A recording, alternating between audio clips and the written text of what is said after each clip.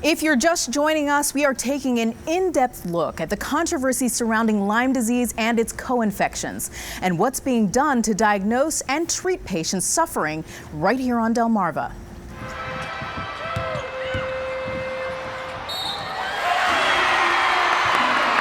Professional basketball player Elena Delle admits she felt lost when she started having symptoms of extreme fatigue, joint pain, and muscle cramps back in 2010.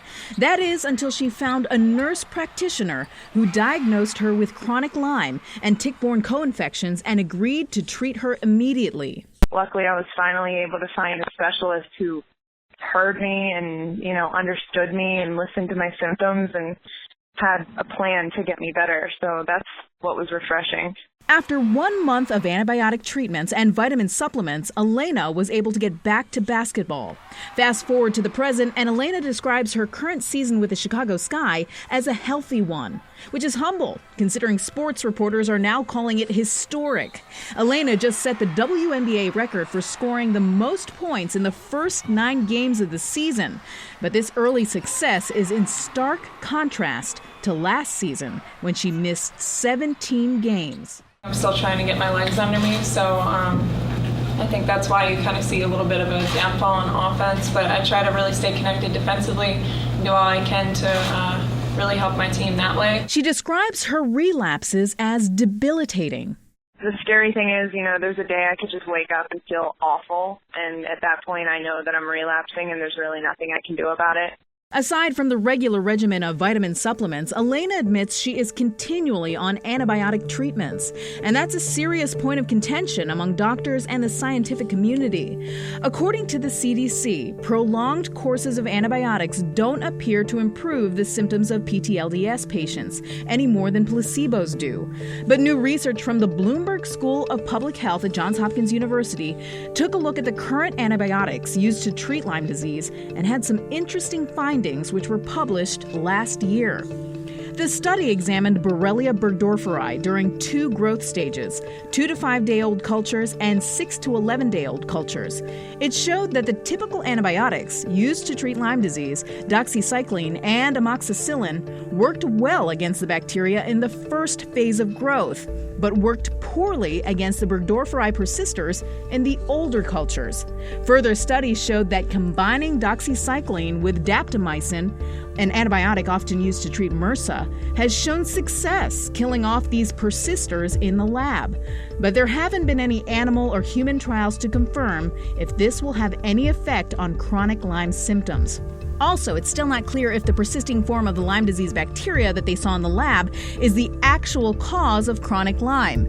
Despite this new study, many medical experts still warn that long-term antibiotic treatment for Lyme disease has been associated with serious complications. And the CDC maintains on their website that PTLDS patients almost always get better with time, and that it can take months to feel completely well. But there are a number of chronic Lyme patients who tell 47 ABC they have been suffering for years with no relief.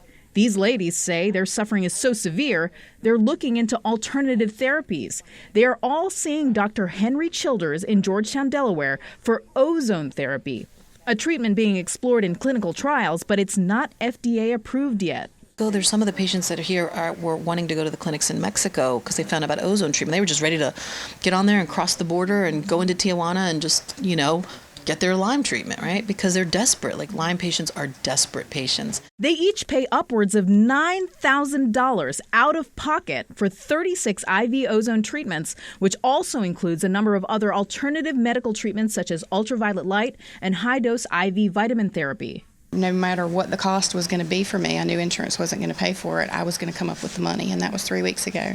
And I've come up with the money, and so I'm here for my first treatment. These patients make their way to Georgetown from as far away as D.C. for this treatment, which they admit gives them all different results. I can say after the first treatment here, the next day, I felt like a different person. It was a blessing. There's been a lot of ups and downs, and that's been frustrating. But I know it's working because I wouldn't have had those ups and downs if it wasn't doing something. Do you feel like this treatment's helping you? Yeah. How's it changed things? I feel like I have more energy now. There are people who do get better, and I am one of them, thank God. So there is hope. Because this isn't an FDA-approved clinical trial, some medical professionals believe it's difficult to say if these Lyme patients are improving or just experiencing a placebo effect. I don't like anecdotal data, but when you treat people who have had decades or years worth of symptoms debilitating that affect every aspect of your life, and all of a sudden it's getting better, who cares?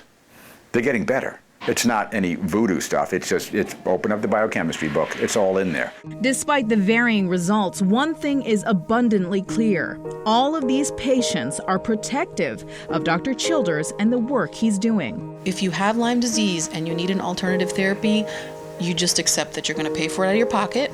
You accept that you need to be really, really careful. You don't want to say or do anything that's going to put the doctor's position in jeopardy. Like, you don't want FDA coming here trying to shut the doctor down. These doctors are saving lives, and they're putting their medical licenses on the line for us. I'm sure there are chances he's had to take that other doctors won't. I'm so thankful that he's here and that this treatment is only an hour away. Aside from treatment, approved or otherwise, another big development on the medical horizon is a potential Lyme vaccine for humans. A drug company out of Austria announced in 2013 that they're developing a new universal Lyme vaccine. There is still no word on if and when it will be ready for distribution. Now, we're going to take a quick break, but when we return, we'll tell you about the vaccine already out there, but it's not for humans.